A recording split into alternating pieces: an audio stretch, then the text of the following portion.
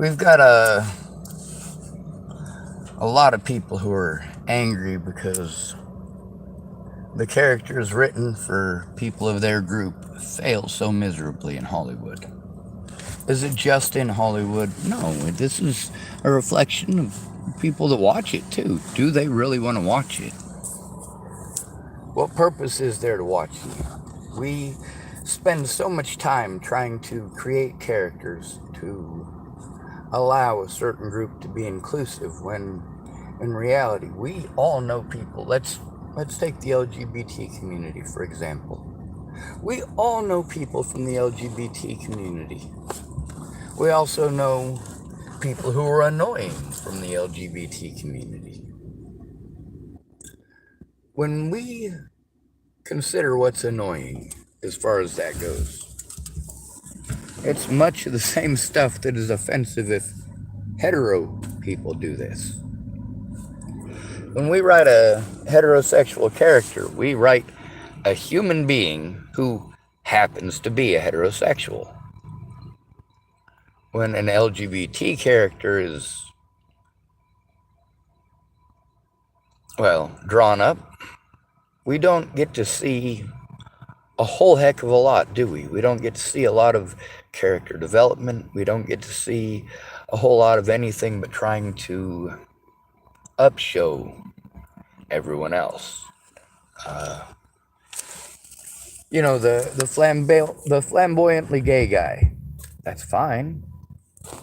But when it's the flamboyantly gay guy who's being a flamboyant jerk and trying to insinuate that everybody who doesn't pay attention to his sex life is somehow hateful towards the LGBT community and in specific him, not cool. And we write a lot of gay characters that are those kind of characters, where literally the only thing that they add to a show is the fact that they're gay. And they're pushing the fact that they're gay and pushing real heavy that they're gay. Well, people aren't really going to relate with those characters. Now, when we make a character that is constantly bullied, that's what we often like to present, or we put very, very, very, very sad pieces of dialogue in there to, well, for example, many of our female heroes, especially leading heroes, want to complain about things like being hit on or catcalled. Holy crap. Holy crap. I'm not sure if you noticed, but guys get catcalled too.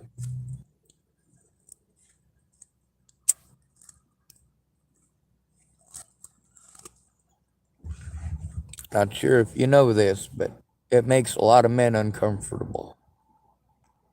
Not sure if you know this, but we're not allowed to say anything about it. Not sure if you noticed. We've got male characters. They're written where there's a story arc, an actual story arc.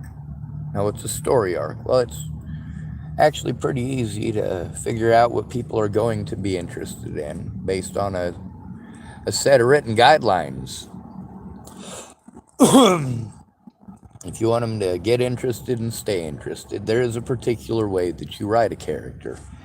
If you write a character that is constantly and always complaining and pushing and trying to compare apples with oranges because they're a heterosexual, that character is going to get annoying quick.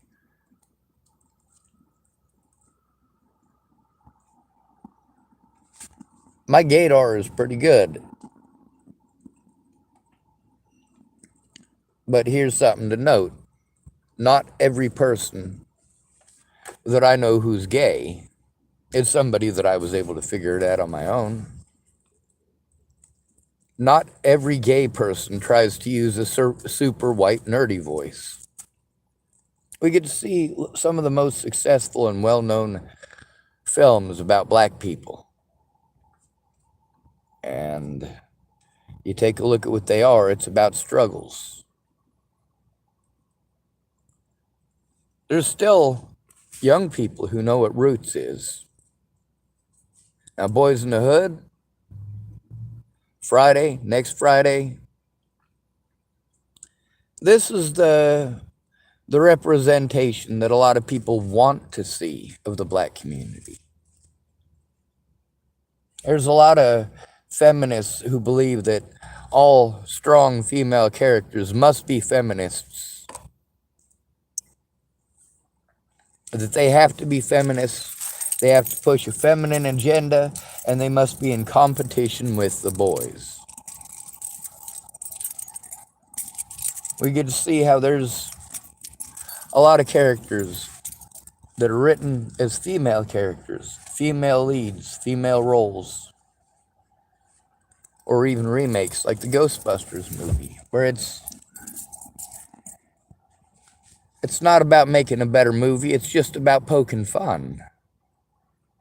But not even in an entertaining way. The slapstick humor isn't even slapstick, it's just sad.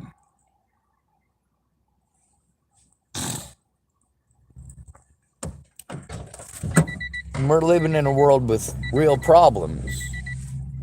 If we're going to touch on feminine issues, getting hit on, see, that's what we're taught as guys that we're supposed to do. We're supposed to approach you if we are attracted to you or like you. We're supposed to strike up a conversation. We're supposed to ask you out, and we're supposed to take no for an answer. Well, now it's you should automatically know that we're going to tell you no automatically from the start based on the way that you look in the mirror, and you should know better than to approach us if we spent this much time getting ready this morning kind of attitude. And we write a lot of female characters that way, don't we?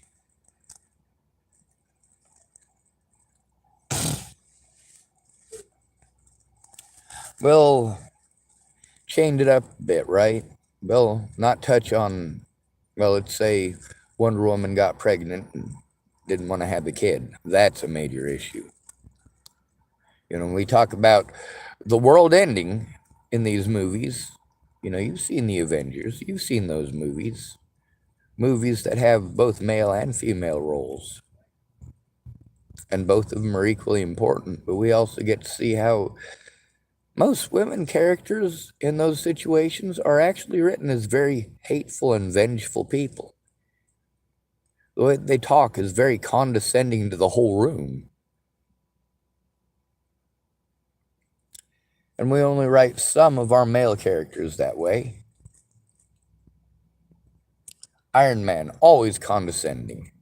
Everything that he says has to be some sarcastic thing or some meme from Facebook. And then you get the characters that are supposed to have some sort of enlightenment and wisdom and try to speak it in a way that people are going to listen. You've got your hero that wants to say everything as a speech like Captain America. And we don't get that out of any of the black characters because we're trying to focus on them being black and the trivial hardships of being black instead of very major issues that actually exist in the real world.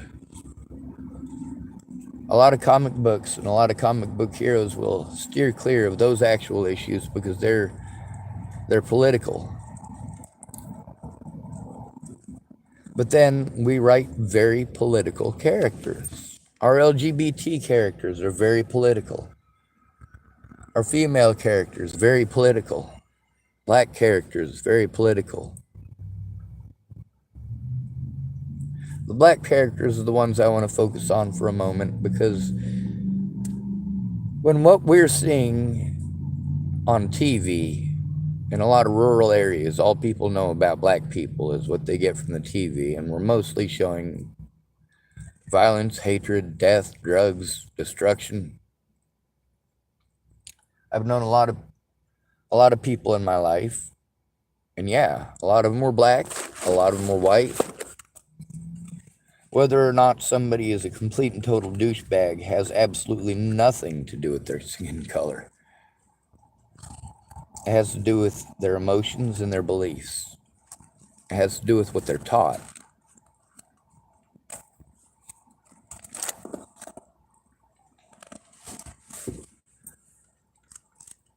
We try to keep the comic books safe and separate from our real world.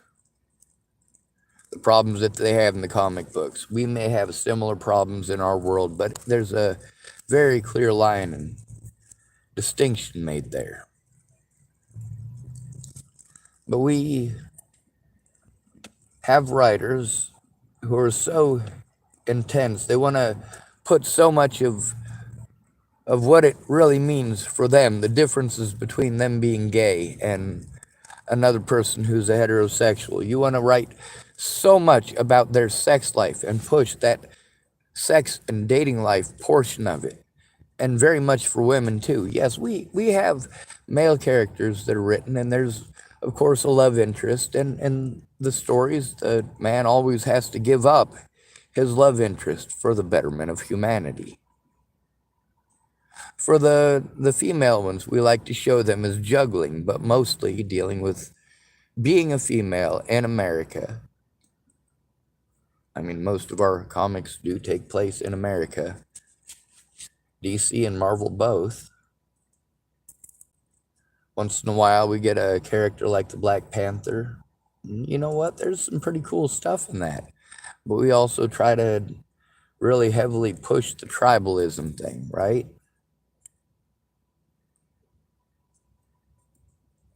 Tribalism and technology, merging them together in a different way than everybody else did.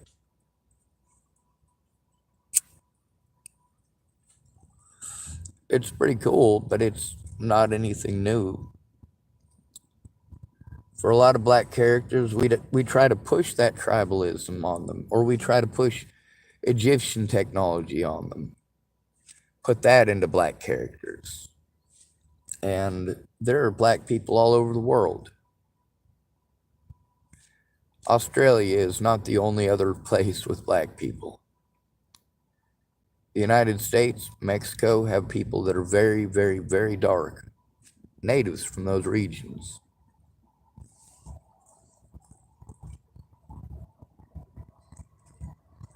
When we write a character, why do we always have to associate it, a black character, as African? One of the reasons why I was instructed to say black instead of any of the other words is because there are so many black people across the world who are all shoved into the same category anyway. And it's best not to make the mistake of telling an Aborigine that you thought he was from Africa, or possibly a native from Florida, assuming he's from Africa.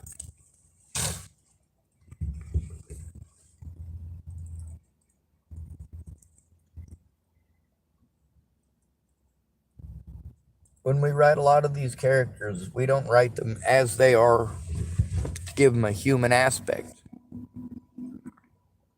When everything is focused on just that aspect of their life, there's no character development. They stay pretty well stuck on that subject through all of it, trying to put as much political ideology into one character as possible, something that we steer clear of as much as possible with the political ideologies of male heroes.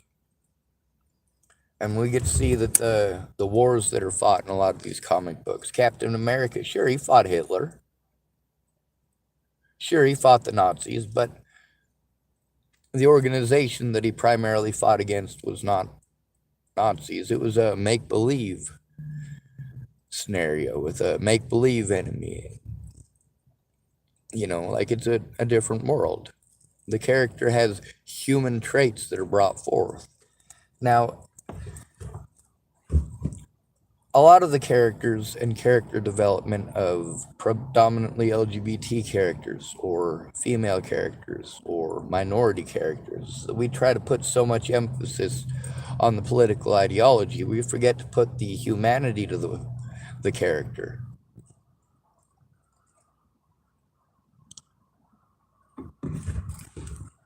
Does your sexuality define your entire being? When we write a heterosexual character, unless we write a character that's meant to be a pervert, we try to give them all of the best qualities of humanity.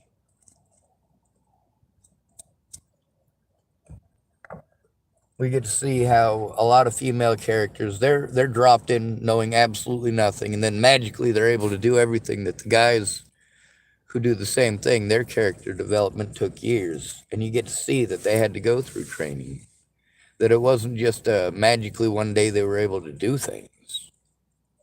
Take, for example, Rey from Star Wars, and Finn from Star Wars. Finn was actually created a pretty good character. There was not a bunch of emphasis put on the fact that he was black. It was the emphasis put on the fact that he used to work for the other side. But Rey was written completely lacking any of that. And then we talk about making strong female characters. Strong by what standard? Are we making it that she has to be in competition with the boys? Nearly always. Why does she have to be in competition with the boys?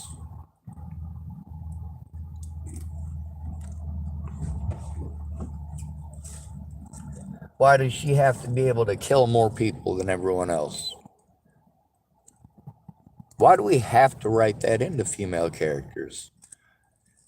Well, we need to try to equal out the playing field here. So we'll say this woman here is better than everybody at everything, and she's the end all be all of superheroes. But then how did she get there?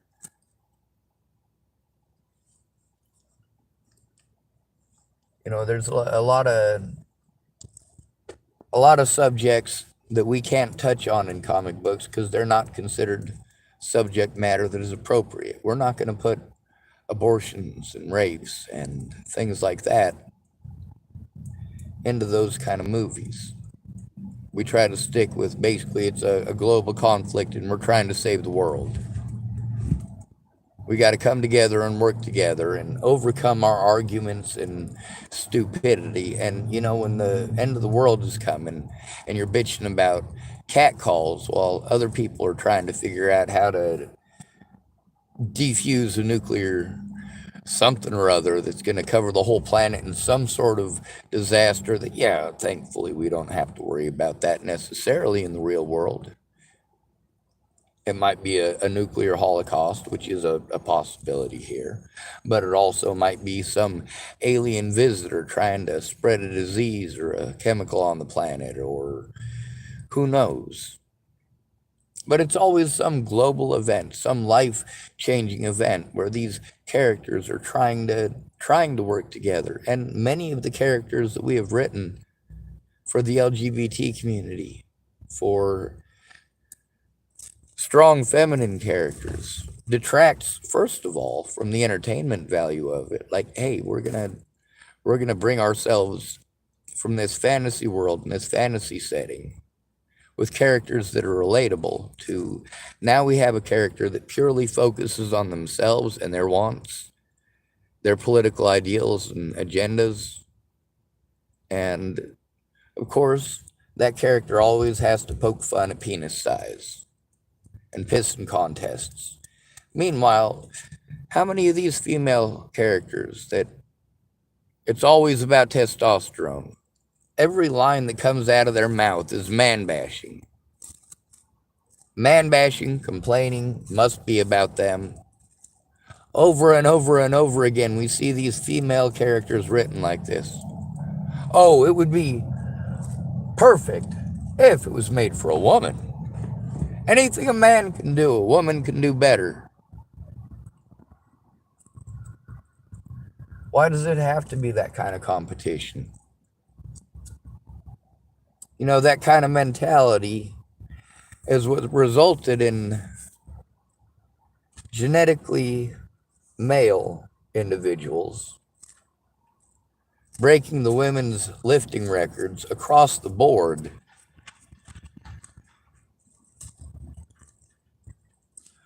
All you got to say in some of these places is that you identify as a woman, and now the woman's record is shattered.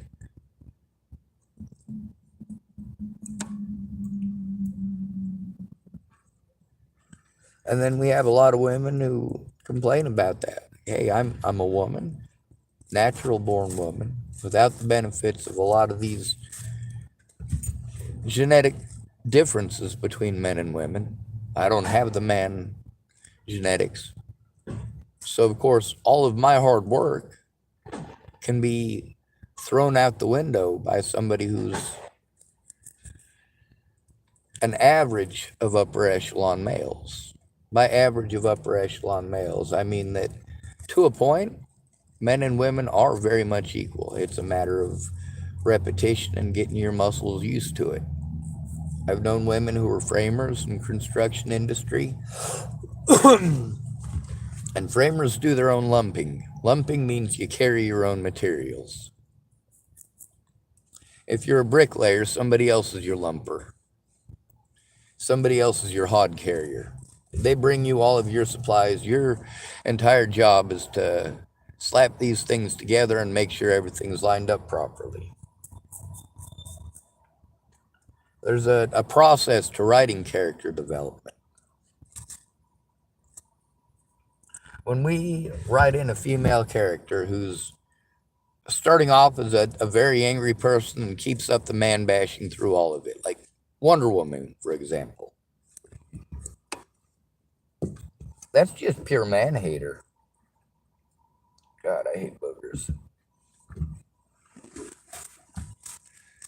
Everything is blamed on men by Wonder Woman. Now, that's not the way that she originally was. Those of you who watched Wonder Woman in the 80s, you notice that, yes, she is very sexist in her own right, but also there's much sexism against her. But that's not the focus. For Wonder Woman in the 1980s, the focus wasn't perpetually man bashing. It wasn't a bunch of real quick quips. You just want witty one-liners. Now, if we wrote male characters that just continually woman bash through all of it, people would complain horribly. And they often do. Even if we write those as the bad guys, people say, oh, well, this character is openly hostile towards women. Well, that's part of the reason that it was written that way. We want people to see this villain as the bad guy. When it comes to world-ending issues on a fantasy world with relatable characters, and then we're going to stop the movie basically to do the whole, all right, now we're going to give you a short infomercial, or, here's your little skip ad button, but you can't do it for 5 seconds, or something completely off topic.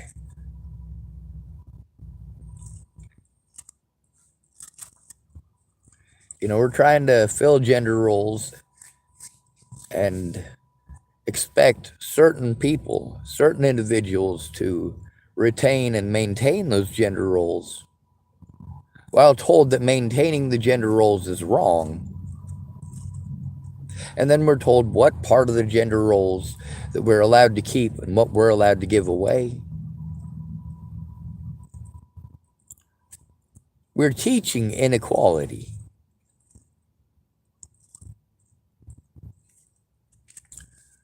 When you have a very limited amount of time and you're trying to save the world, stopping to talk about being catcalled, pissing contests, insults. The insults are pretty much written in for every character, but the other ones are very specific, very pointed, very political agendized. There's a lot of folks who are totally for LGBT. What they're not for is having it be an invasion. All right. Like, yes, I can accept that you're gay. I can accept that you and I have many things in common and many things different. But if you come and hang out with me at my house, and it's me and my kids and my husband or wife or whoever it happens to be, and your topic of conversation is always about gay and being gay,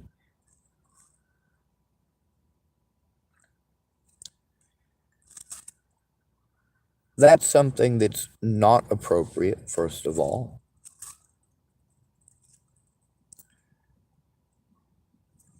That's a different social setting. When you're being harmed because you're gay, yes, that's something that needs to be dealt with, and you should be able to go to your friends, even if they have kids. That is a very real issue, and it's something that I don't think should be hidden from kids.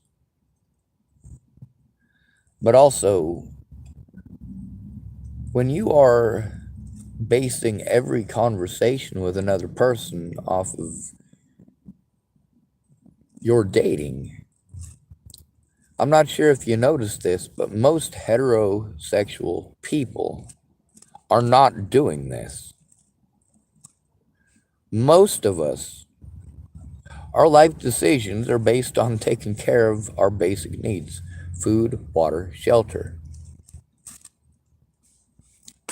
When we create character development, there's a lot of people that I know who are gay, who are very well developed characters in their own right, who are very real human beings, who they would be better written into nearly all of these parts just because they're interested in the same things as everyone else. It's not about politically agendizing who it is that they're dating. It's not about making everything about them and who they choose to date and who they don't. For most of us who are called heterosexuals, by the way, I'm not. I'm also not part of the LGBT community. I'm a non-sexual. I'm just not interested. And it's not because nobody has ever been attractive to me in my lifetime. It's because mucus is gross. Now, when we write autistic characters, do we write that into them? How many of us are just not interested in sex?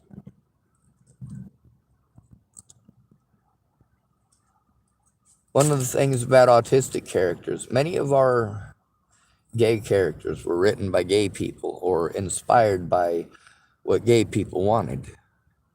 Hey, we want to be represented. But then we get so much of the political representation that it really detracts from who the character is. I mean, it's really just somebody that you plopped in the middle of something to throw a bunch of political crap. Your sex life should never be political. I don't care who you're having sex with, as long as it's not a child and it's somebody who is consenting.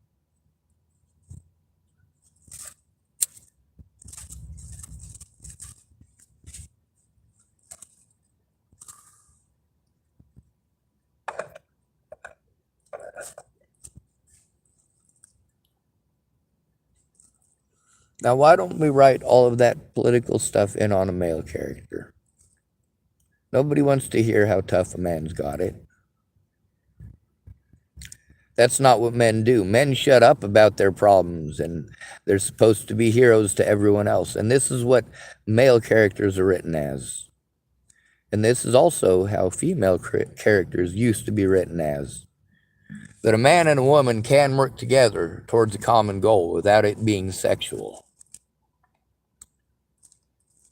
And now, even in our comic books, sex and sexuality is being pushed where it's not appropriate for a male character to make comments like that to women, where it's not appropriate for a male character to expand any information about his life like that. A female character is nearly expected for every line to come out of her mouth to be some fight against the establishment.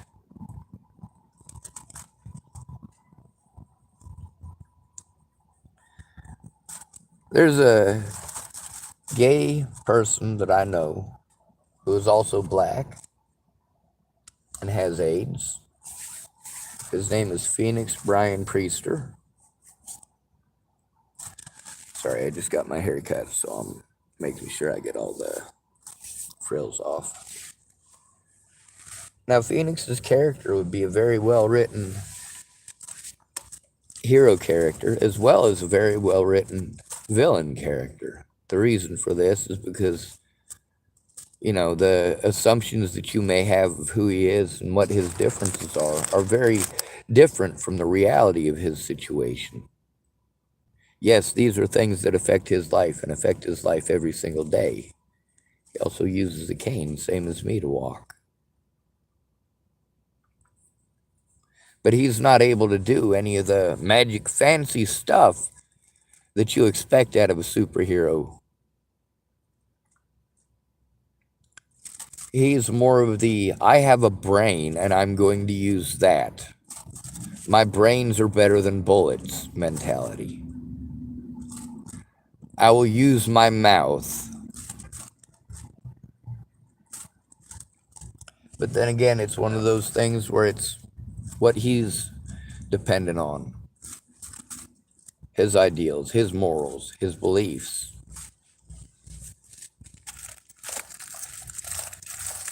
Now, with Phoenix in real life, the Phoenix I know versus the Phoenix on the phone, very different people. Phoenix in real life, if you're starting trauma around him or drama, he doesn't care if you're gay too. Just because you're gay doesn't make it okay to, what I'm trying to use the word that he used. Pollute his environment.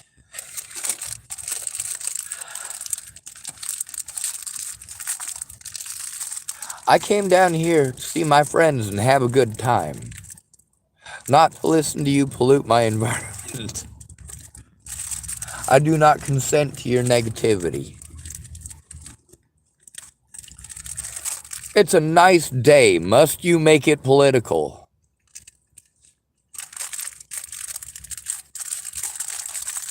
Over the phone, he seems very callous and cold. Well, that's one of the things about being separated from someone for so long. You start to grow a detachment from them. At this point, we've grown a severe detachment from well-written black characters. Characters who are human first.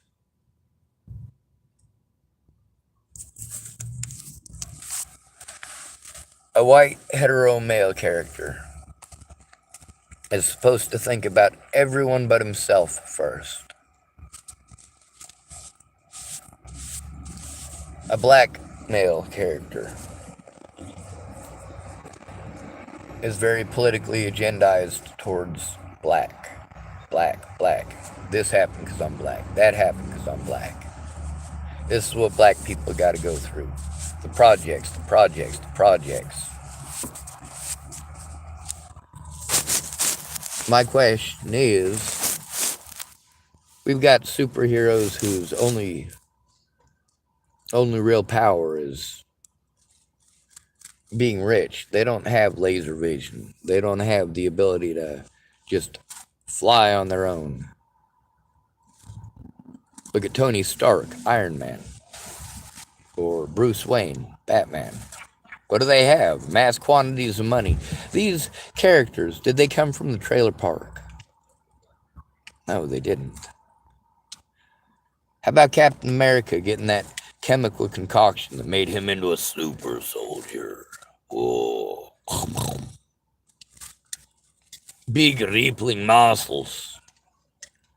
I mean, many of our characters have stereotypes that none of us live up to. You notice that we have good-looking heroes, and the villains are ugly. Back in the 80s, we had a show called Swamp Thing. Swamp Thing was not pretty. Swamp Thing was still the good guy. There's also the show Beauty and the Beast. There's a lot of stuff that goes into the moral agenda, the moral fabric of our beliefs at the time, what we were teaching at the time. In the 1980s, we had a society where, yes, we were allowed to know that there was racism. We were also allowed to go to school from preschool on forward with kids that were black, with kids that were white, with kids who were, well, every color of the rainbow almost.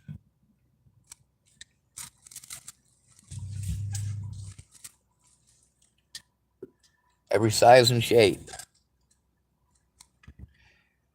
We went to school with kids that were deaf or were blind. We went to school with kids that had dwarfism. We went to school with kids that were really, really, really tall.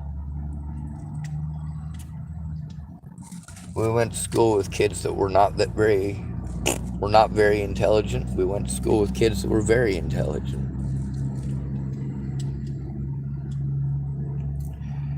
In the 1980s, it was different than it was in the 90s.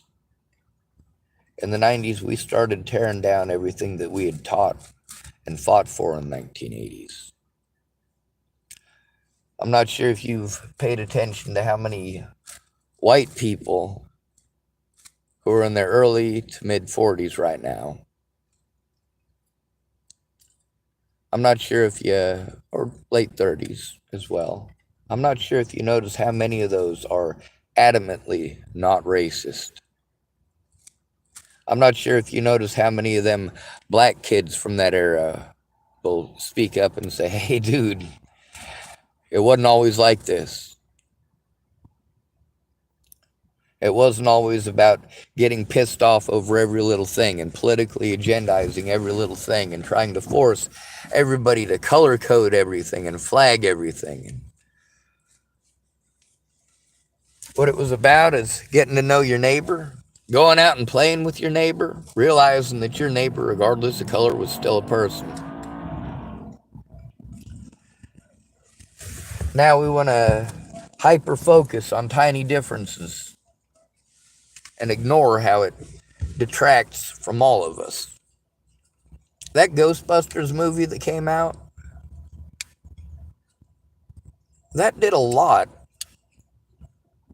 for people to say, hey, we're not going to go watch superhero movies that are entirely written and produced by women because it's going to be entirely political. And we try to step away from that. Comics are intentionally made not super political like that.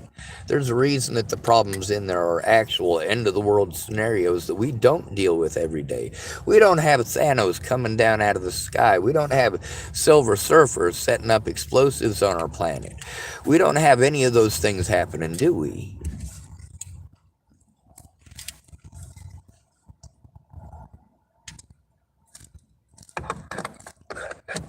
It'd be nice if Batman or Iron Man came from the trailer park. It'd be real cool if Bruce Wayne's parents were working class.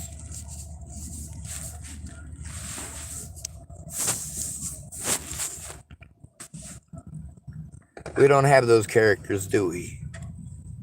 If they come from the poor class, from the lower class, from the ditches, from the gutters, well, they have to be chemically altered or have some magic superpower, don't they? They have to be mutants. They can't just be people who are smart.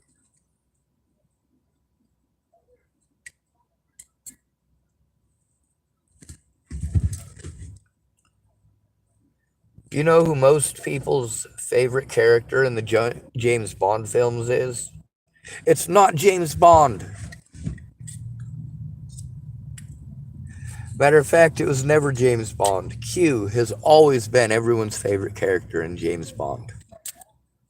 Poll after poll after poll. Q, the Brainiac. You get to see how brains are important with even the Incredible Hulk. Brains are important with Captain America.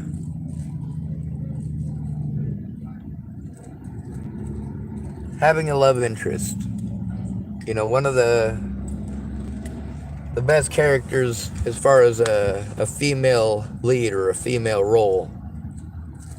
One of my favorite is Yukio from Deadpool. I like both versions of her that were written, by the way.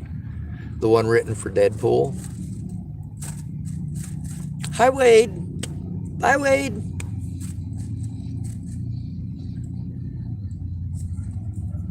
It's not that she was quiet and subservient. It wasn't that she was a lesbian.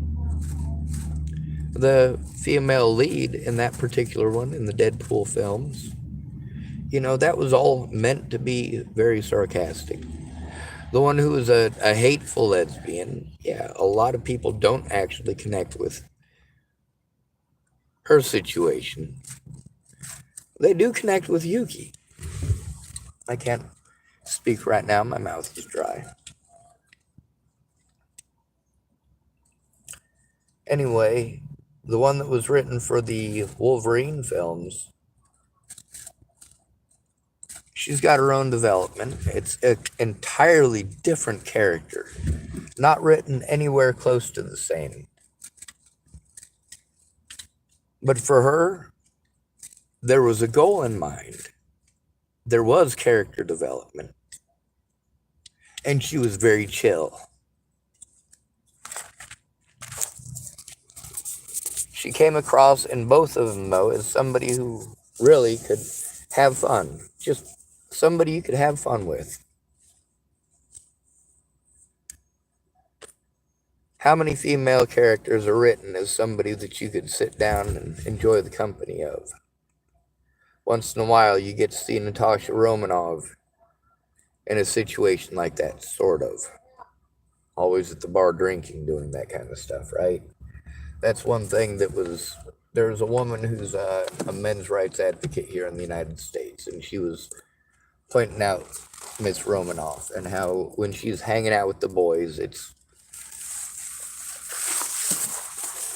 usually the pissing contest. Nearly always the pissing contest. How horribly written Miss Romanoff is, and about how the few human moments that we have with her, it's basically out drinking with the boys, acting like one of the boys. We try to write female characters that are completely unrelatable to women because, well, as far as the fantasy goes, yes, there are probably a lot of women out there that wish that they had superhero powers just like the boys do, the superhero strength, or the ability to turn invisible, or the ability to fly, or things like that. But we write a lot of female characters basically as a male character who's pissed off that he's female. We write most heterosexual female characters that way. So we've written most of our female hero characters as trans characters.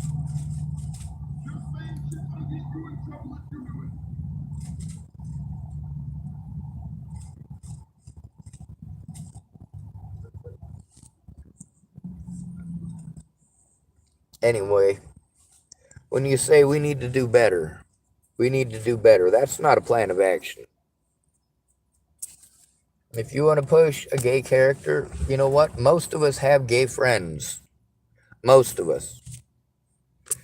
I have heterosexual friends who are completely anti-gay, who have gay friends.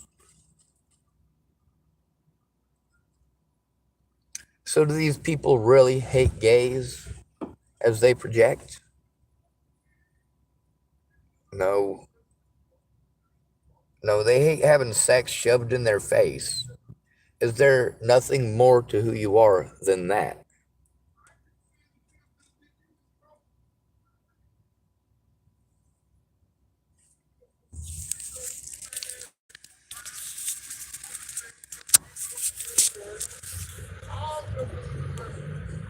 Alright, I'm going to end this video.